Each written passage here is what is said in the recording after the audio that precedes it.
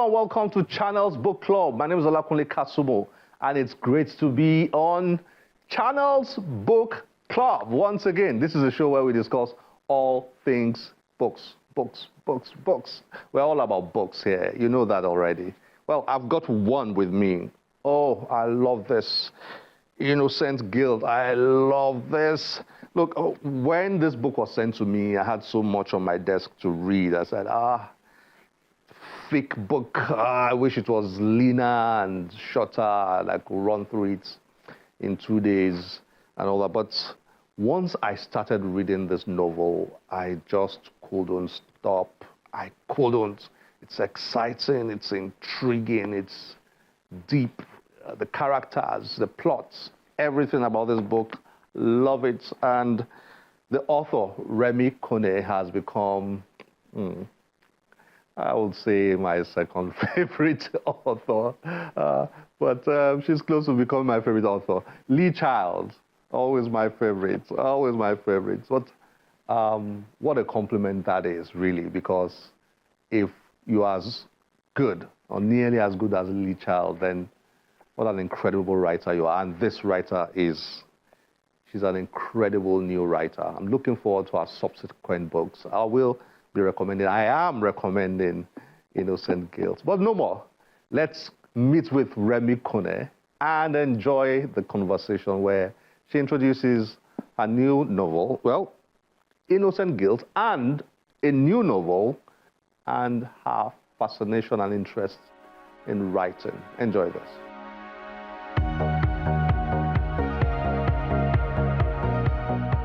Remi Kone is a British-Nigerian Emmy-nominated TV producer and author. Kone has worked on television dramas, including Killing Eve, Spooks, and Lewis. She started her career writing stories on Emmerdale. Kone is the author of Innocent Guilt and the second in the series, Just Kill.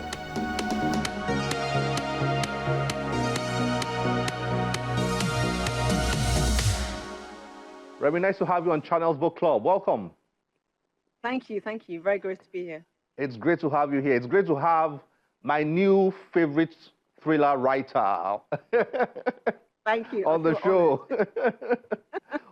Well done. Oh, I absolutely loved your book. I'm a fan. I'm going to sell this to people.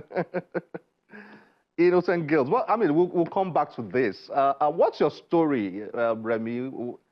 TV production, etc. And then here you are on is it your second or your third novel?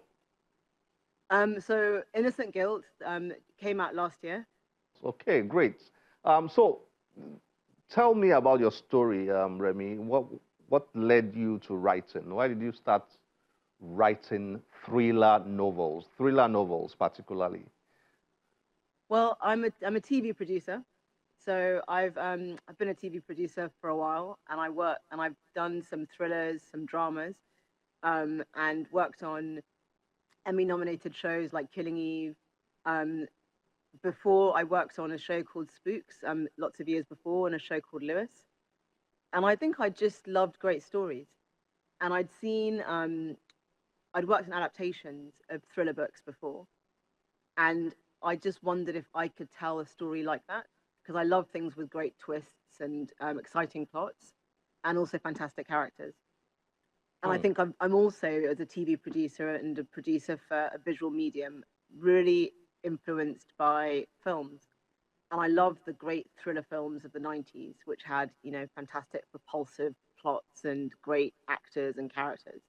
And I really wanted to try writing a book that could emulate some of that kind of storytelling. I knew we were connected. I knew. So that's it. Reading your novel just took me back to those incredible thriller movies of the 90s and even after. I just love thriller movies. I'm a big thriller fan. So the first thing that crossed my mind when I saw your book is, oh, it's so thick. I have to read a book every week. I've got a guest every week. So it's so thick. How am I going to read this before next weekend? But the moment I started reading I just couldn't stop. I just couldn't stop. It's Oh, so fantastic. it draws you in. Your characters.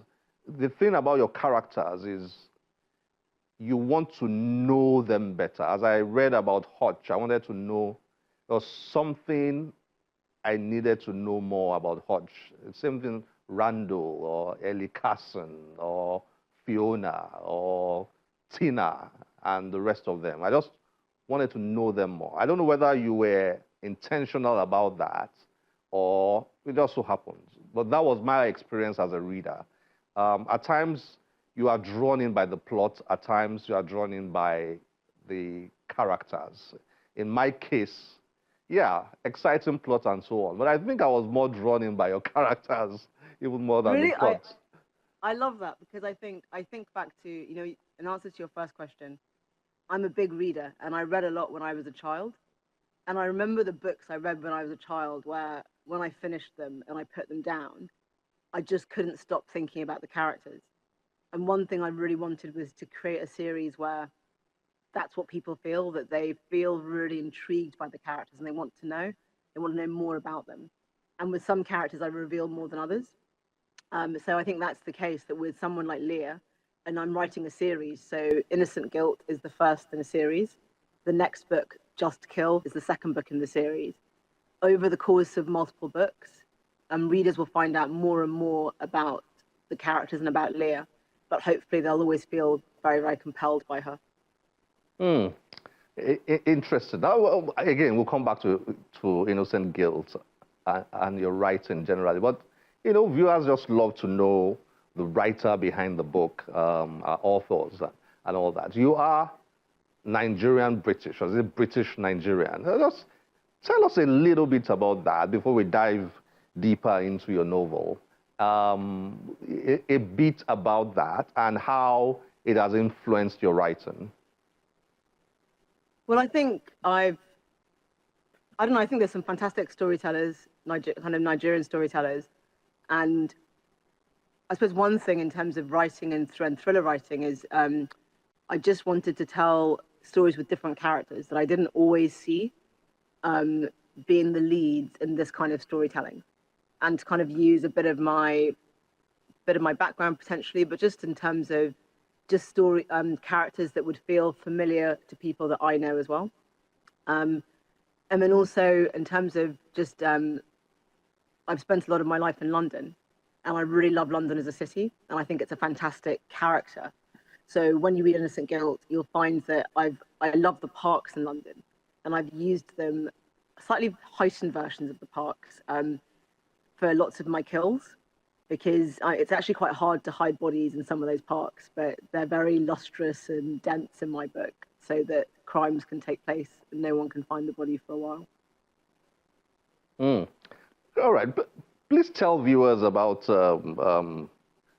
Innocent Guilt. We'll probably end up Just Kill, that the new one, but Innocent Guilt. I'm sure somebody is curious. What's the thrust of the novel? What's the plot? Without revealing everything, of course. Okay, no, so the story starts with a woman walks into a police station covered in blood, clutching a baseball bat. She's not injured, and the blood isn't hers, but she refuses to speak. So the question is she the victim or is she the perpetrator? And my lead character, D.I. Leah Hutch, is there at the time, and she's assigned to the case with her partner, Randall.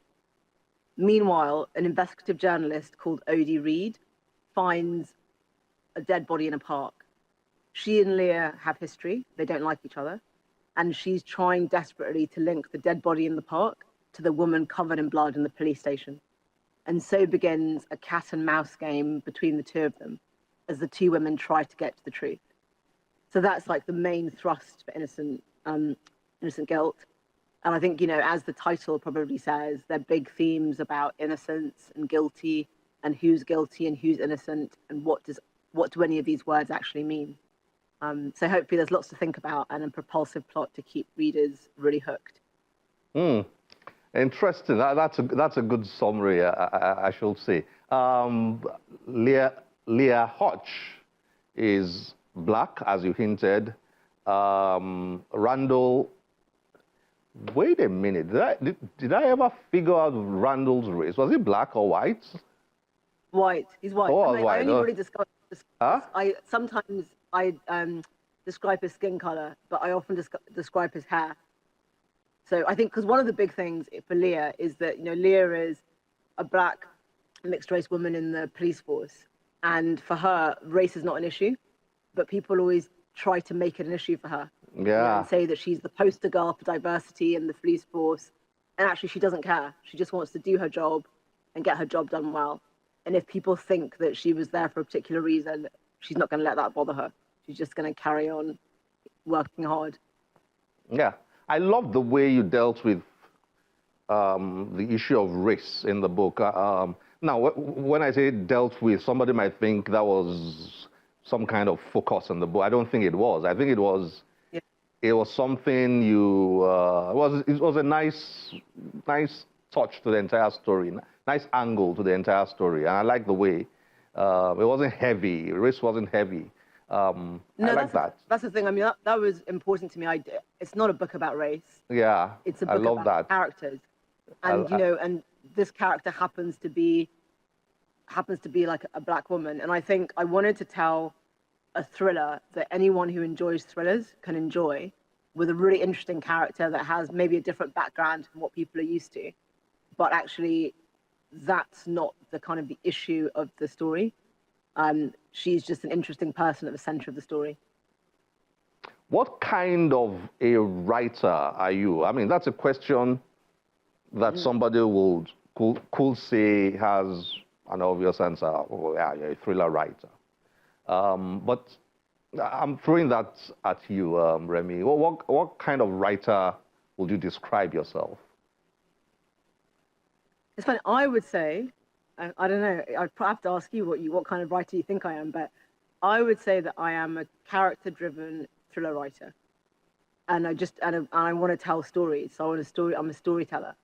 So for me, I think what's really important is not just the story and the crime, but the journey that the characters go on over the course of the story.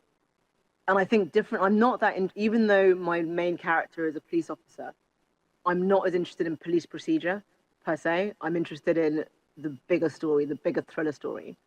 And one of the things that really excites me about writing this series is that I hope that each book can feel like a slightly different thriller.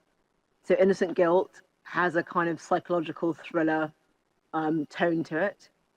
Just Kill is probably has got more of a conspiracy mystery angle to it. And the third book that I'm just sort of starting to think about now, I'll get to that one. I won't give that one away yet. Okay. Oh, all right. Now there is one of the themes in your novel. I'm not sure how to word it, how to express it, but the idea expressed by one of your main characters that there is good and evil in all of us. This particular character emphasized the evil parts, though, that there is that devil, quote and unquote, in everybody, given specific conditions, that thing locked up in you, that darkness in you that you never thought was there, will find expression and all that. So for me as a reader, I'm always looking out for themes like that, even with novels like this, where that's just a character, another person would say. I'm always thinking, is the writer trying to say something through this character? Or is the writer just entertaining? So my question to you is, are you just entertaining, or were you trying to say certain things through your characters? For example, the example I just gave now, is that an idea you have as a person? Is that a philosophy you have as a person? Or just that character? That character had to be the kind of person who thought that way.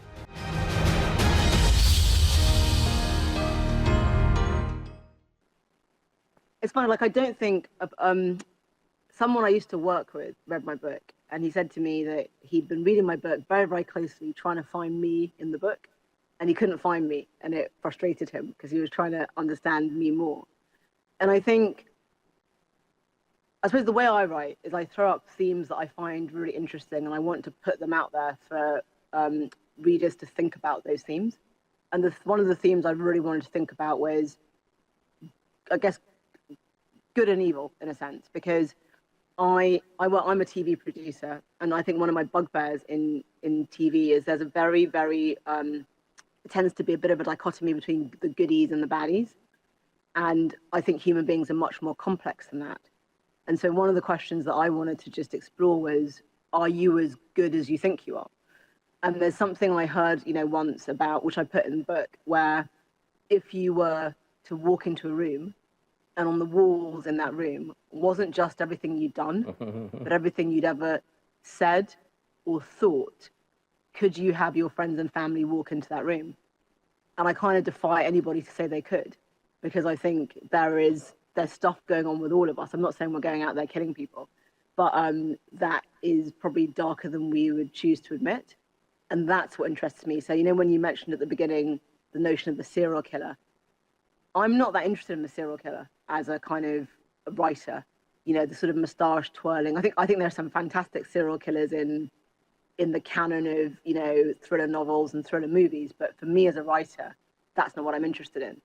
I'm interested in ordinary people that readers can relate to, that you can push to extremes.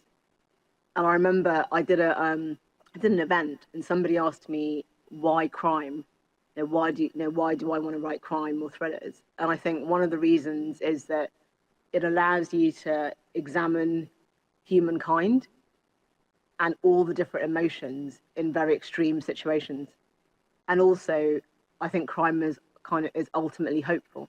So even if I can blur the edges of what's good, what's evil, ultimately, the police detective always wins, because you've made a contract with your readers that that case will get solved.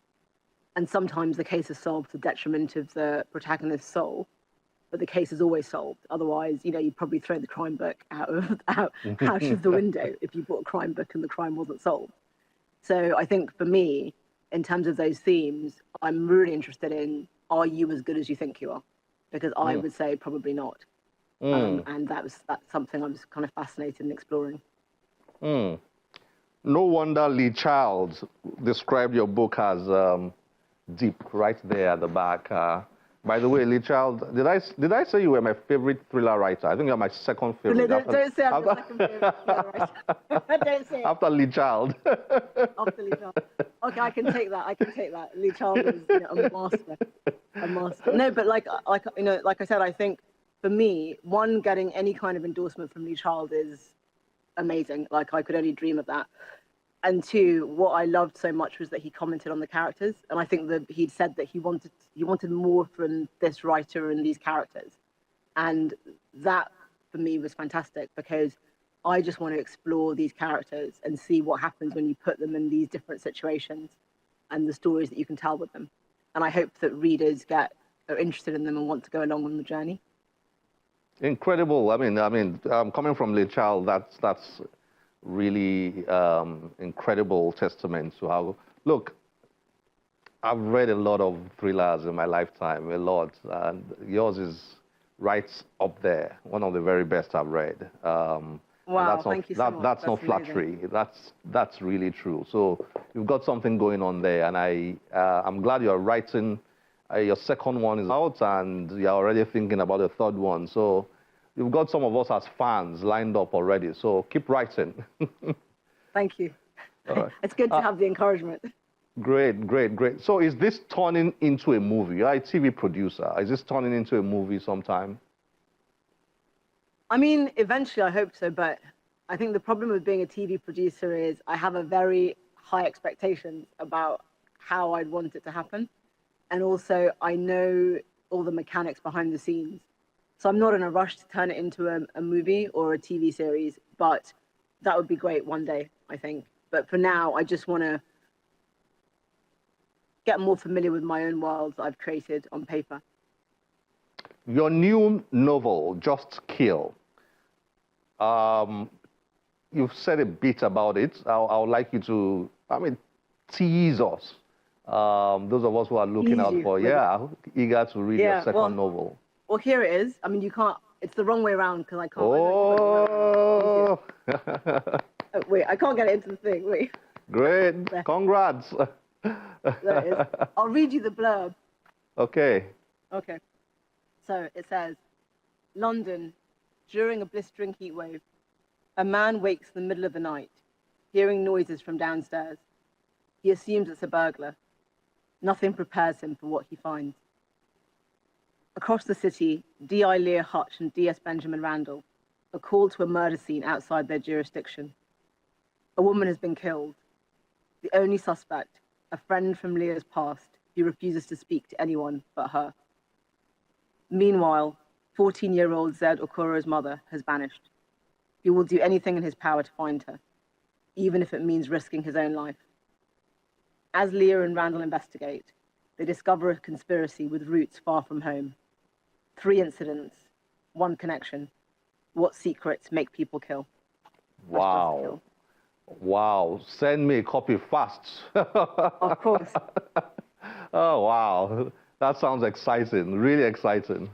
And I'm happy that you are keeping the main characters in Innocent Guilt in that one. So those those characters will be consistent in your novels, right? Exactly. So, I mean, talking about Lee Child, your favorite author, your second favorite author to me, Lee Child, because he actually is at the same agency as me. And I remember someone saying to me that Lee Child's second book was actually quite different from his first book or something. But actually, you always know it's a Lee Child book because Jack Reacher is always the same. And he's there, and he kind of goes in on his mission in whatever world. But sometimes the crime story looks different. And I love that. I love the fact that, if Lear is always in the book, it's a Lear story. And without giving too much away, she has a slightly complicated past. And so over the course of different books, I'll explore that more and more. But each thriller story can have a slightly different heartbeat to it. But they'll always feel like part of the same series. Fantastic. Remi, by the way, you are in the UK, but are your books accessible? Are they available in Nigeria? Yes, they are. So you can get them on Amazon, but you can also get Innocent Guilt, which is this one, gone the wrong way, on Roving Heights. And Just Kill will also be there too, which is the second book. Fantastic, fantastic. Thank you very much, Remi. It's been fantastic having you on the show. For me, it didn't start with having you on the show. It started from the day I started reading this, culminating in this conversation. Thank you for writing such a wonderful novel, and looking forward to reading your next and your next and your next. Thank you for joining us on Channels Book Club. Thank you so much. And I really hope readers, in Nigeria and beyond, read Innocent Guilt and enjoy it, and hopefully can get hold of it.